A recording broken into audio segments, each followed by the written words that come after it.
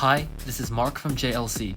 Today I will be covering the basics of a good mix and how to achieve getting clear sounds that are pleasant to listen to. Mixing is the process of boosting the quality of a song by correcting and adjusting the sound of each track that is recorded. In this video, I will be talking specifically about how to get quality drums, bass, and melodies. Let's get right into it. Especially when you've just started looping, there are more than 50 effects on the Loopstation, and you might have no idea which effects to use.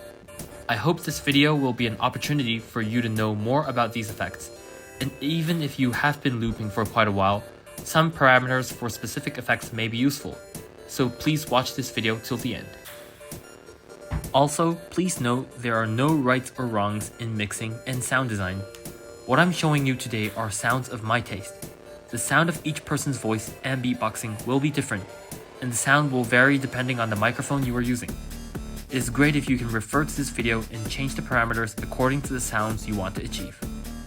First, let's get into the drums. The first one is the kick. The first step in creating the kick is to use high-pass filter. High-pass filter is an effect that cuts low frequencies through high frequencies. But this effect has a parameter called resonance that boosts specific frequencies. So by increasing the value of this parameter, the low frequency sounds will be boosted. This is followed by the EQ, which boosts or cuts the volume of the sound at a specific frequency. The key points of this EQ are to cut the low mid-range, boost the mid-range, and reduce high frequencies. The low mid-range can make the sound muddy. Therefore, instead of increasing the overall volume, we have increased the low gain and high gain settings so that the mid-range is relatively lower. The next is the mid-high range, which makes it easier to hear the attack of the kick.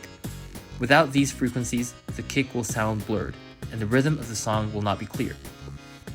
The very high frequencies are also important for the attack, but the high gain and 2 kilos settings seem to have produced too much of it, so I lowered this range. The two effects here produce a kick that sounds like this.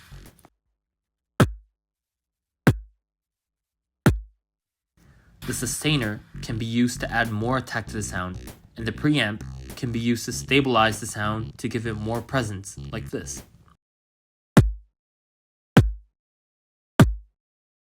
This is how I create the kick. However, depending on the song and the looper's taste, you may need to change the sound to a heavy or light kick, and the sound may change completely depending on the microphone used and whether you are using an inward or outward kick. You should adjust the parameters of the effect according to the situation.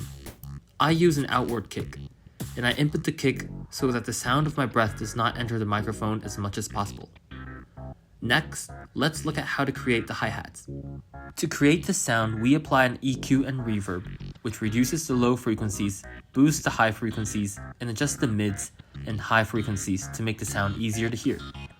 The reverb is used to make the sound more resonant. The time is set short, and the low cut is used to create a clean sound. These two effects produce a hi-hat sounds like this.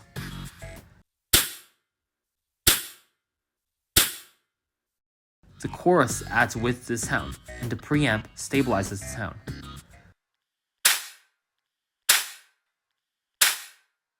The trick to inputting the sound is to use normal input, but to make the last part of the mouth sound like the letter F. This will make the hi-hat sound thicker and easier to hear. Now, let's look at how to make the snare.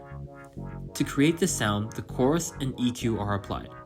The chorus is used to add width to the sound, and the low cut is used to clean up the sound. And the E level is increased to produce a lot of broad sound components. For the EQ, like the kick, I boosted the low gain and high gain to lower the mid-range, boosted the low 80 Hz frequencies to give them more presence, and suppressed the 10 kHz frequencies to reduce the crispiness of the high frequencies. So with these two effects, you can get a snare that sounds like this. Also, if you use the preamp to stabilize the sound, and then use the sustainer to make the sound more punchier, you can get a sound with even more presence, like this. When you input the sound, you can make the snare more powerful by making your mouth hollow with a low voice. Now, let's talk about the bass. First, I'll explain the Osbot and preamp bass. Osbot is an effect where you can get perfectly pitched notes, and with the sequencer, you can change the notes at any rate you want.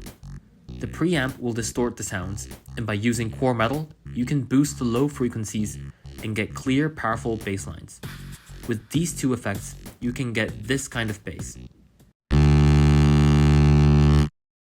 By using Step Slicer to chop the bass line and using Chorus to get some stereo sounds, you can get a bass line that sounds like this.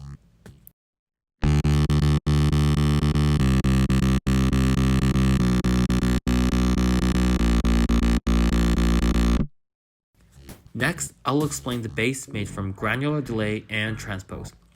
Granular delay can be used to keep the sound at a precise pitch when feedback is set to 100 and the microphone is tapped, like this. The transpose effect can be applied to change the pitch of the sound like this. You can also use lo-fi to distort the sound and tremolo to rhythmically change the sound to make the bass sound like this.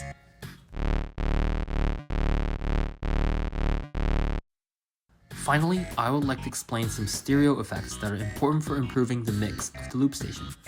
To briefly explain what happens when you use stereo effects, different sounds are played on the left and right sides, which makes the sound more spatial and prevents the sound from being buried within the other sounds in the track. For example, here is a melody with the stereo effect panning delay. But when played without it, the sound is concentrated to the center and it sounds as if it is buried in the other sounds.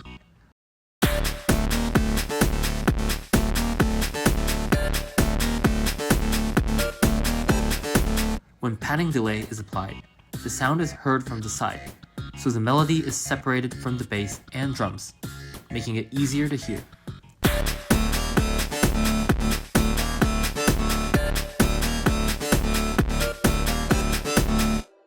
Stereo effects are recommended for almost all sounds except for the kick, so please refer to these effects. So, let's talk about each specific stereo effect. The main stereo effects you can use on the MKII are the following 6: flanger, pan, stereo enhance, panning delay, chorus, and reverb. Let's see what happens when we use these effects on the melody we had just now. First, we have a flanger. Flanger can make a metallic texture in stereo.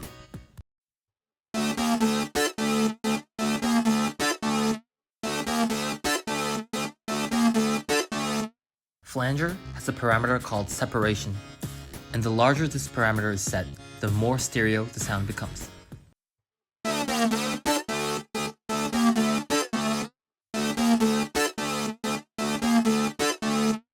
Next is the pan effect. This time we will apply auto pan, which allows you to play the melody alternately on the left and right sides.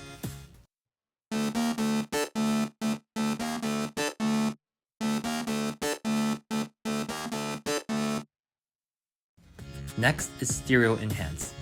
Applying stereo enhance will change the sound to stereo without changing the sound too much.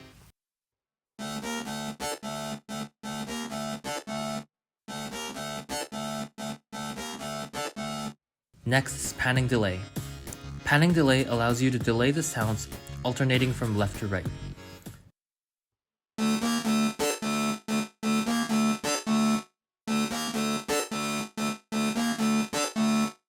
Panning delay can also be used to create a reverberating metallic sound by increasing the feedback.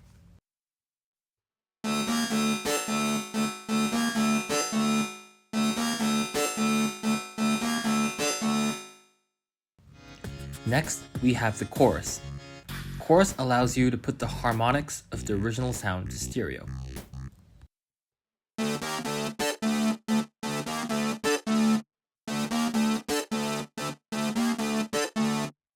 Finally, we have reverb. Reverb makes an echoing sound.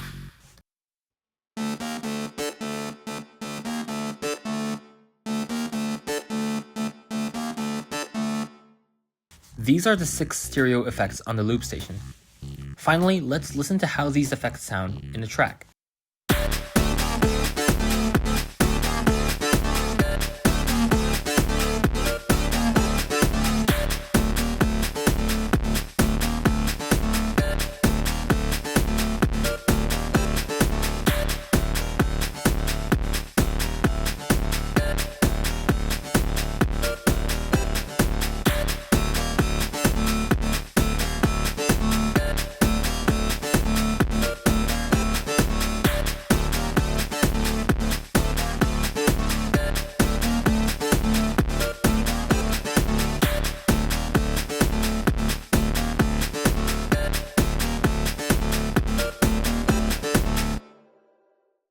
Personally, I mostly use stereo enhance, panning delay, and chorus. I recommend trying these effects to understand the feeling of stereo effects. This was an explanation of the basics of mixing on a Loopstation.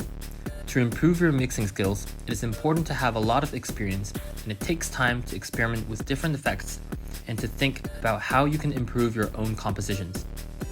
It takes a lot of time to learn about all the effects from scratch, especially if you're a beginner. So you can start by importing the Loopstation backup data and song data shown in the description below into your Loopstation and see what effects are used while playing. I personally think it's important to study what effects are used while playing the song. If you want to learn more about effects, please check out the JLC membership, where you can find original presets such as covers of well-known songs or songs that use unique effects of the Loopstation. That's the end of this video. See you guys in the next video.